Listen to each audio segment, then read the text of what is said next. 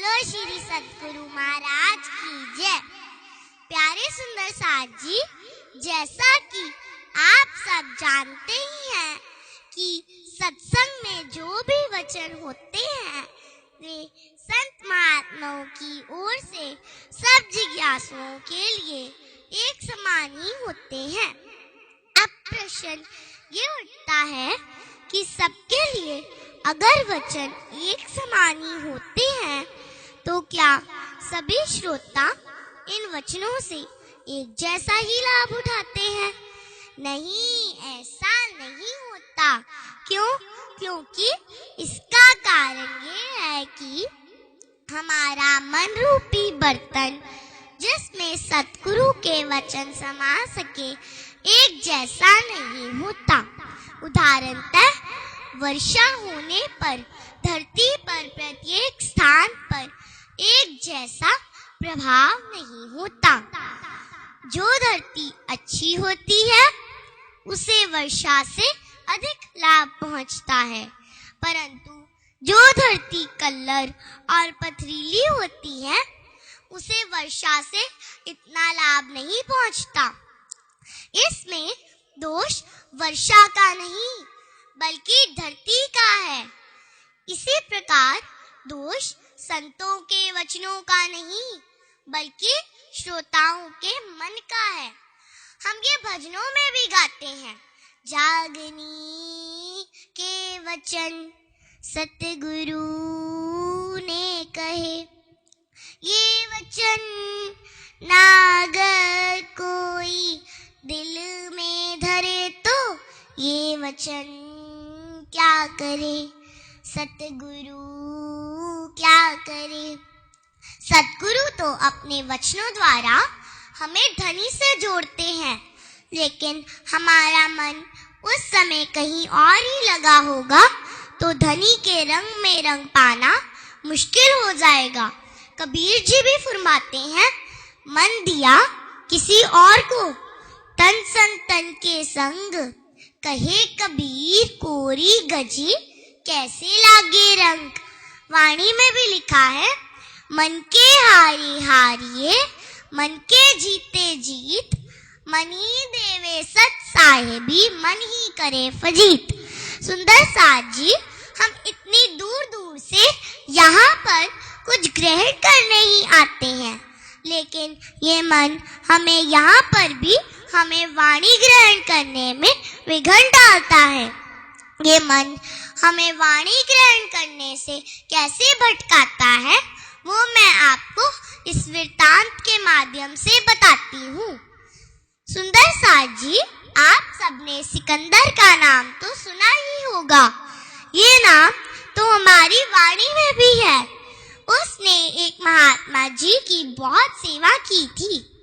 महात्मा जी उसकी सेवा से प्रसन्न होकर उसे वर मांगने को कहा। सिकंदर के मन में संसार को जीतने की इच्छा थी।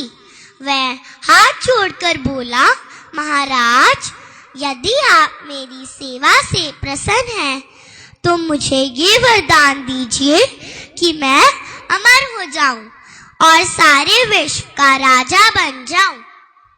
महात्मा जी ने कहा, सिकंदर, ऐसा हो सकता है, लेकिन तुम्हें उसके लिए बहुत सारी कठिनाइयों का सामना करना होगा। सिकंदर ने महात्मा जी से कहा कि मेरे लिए कुछ भी कठिन नहीं है। फिर महात्मा जी ने कहा, सिकंदर, यहाँ से काफी दूर एक अमृत का सरोवर है। यदि तुम उसका एक घूंट भी पी लो तो अमर हो जाओ, लेकिन तुम्हें बहुत सारी कठिनाइयों का सामना करना होगा।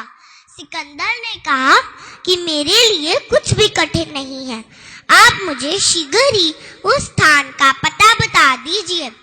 महात्मा जी ने बताया, सिकंदर, तुम्हें वहां पहुंचने के लिए बहुत सारे वन, नदियां और पर्वतों को पार करना होगा। सिकंदर अपनी सेना को लेकर उस मार्ग पर चल पड़ा। बहुत सारी कठिनाइयों का सामना करते हुए सिकंदर अमृत के सरोवर के निकट ही पहुंच गया। महात्मा जी के बताए हुए चिन्हों अनुसार उसे विश्वास हो गया कि यही अमृत का सरोवर है। वह सोचने लगा, बस अब तो एक ही घूंट पीने की देरी है, मैं अमर हो जाऊंगा और सारे विश्व का राजा बन जाऊंगा। ये सोचकर सिकंदर सरोवर के किनारे बैठ गया। सिकंदर ने ज्यों ही अंजलि में जल भरकर अपनी मुख की ओर बढ़ाया तो उसकी नजर एक पक्षी पर पड़ी जो बहुत तड़फड़ा रहा था और बहुत चिल्ला रहा था। सिकंदर ने पक्षी से पूछा कि तुम्हारी ये दशा कैसे हुई? पक्षी बोला, राजन, ये अमृत का सरोवर नहीं बल्कि विष का सरोवर है। मैंने भी इसका एक घूंट पिया था जिसका परिणाम आपके सामने है। सावधान, इसे मत पीना, नहीं तो तुम्हारी भी यही दशा होगी जो मेरी हो रही है। मैं अपने अंतिम सांस गिन रहा हूँ, इसे मत पीना। मैंने तो तुम्हें वास्तविकता बता दी है, आगे तुम्हारी मर्जी, जैसा तुम चाहो। सिकंदर यह सुनकर बहुत क्रोध में आ गया और उसने अंजलि में भरा हुआ जल सरोवर में ही डाल दिया और वापस चल पड़ा। वापस जाते जाते वह सोचने लगा कि महात्मा जी ने मेरे साथ कितना धोखा किया कि मुझे अमृत का सरोवर बतलाकर मुझे विष के सरोवर पर भेज दिया। वह वापस जाकर सीधा महात्मा जी के पास गया और बहुत आवेश में सारा वृत्तांत कह सुनाया। महात्मा जी चुपचाप सारा वृत्तांत सुनते रहे। संपूर्ण वृत्तांत सुनने के बाद महात्मा जी ने कहा, सिकंदर, खेद, तुम धोखे में आ गए। उस पक्षी ने तुम्हें धोखा दे दिया। इसमें कोई संदेह नहीं था कि वह अमृत का सरोवर है, लेकिन तुम उस पक्षी की बातों में आकर अमृत पीने से वंचित रह गए। वो पक्षी असल में एक शैतान था जो ये नहीं चाहता था कि तुम उस अमृत को पियो। सुंदर साथ जी, सत्पुरुषों का मिलाप, नाम की प्राप्ति और सत्संग का मिलना, यही हमारे लिए अमृत के सरोवर पर पहुंचना है। लेकिन यहाँ आकर भी शैतान जीव को धोखा दे जाता है। सुंदर साथ जी, ये शैतान कौन है? ये शैतान असल में हमारा ही अपना मन है जो हमें वाणी ग्रहण करने में विघ्न डालता है। लेकिन अगर माया की कोई चाहना हो तो मन भी उसमें विघ्न नहीं डालता।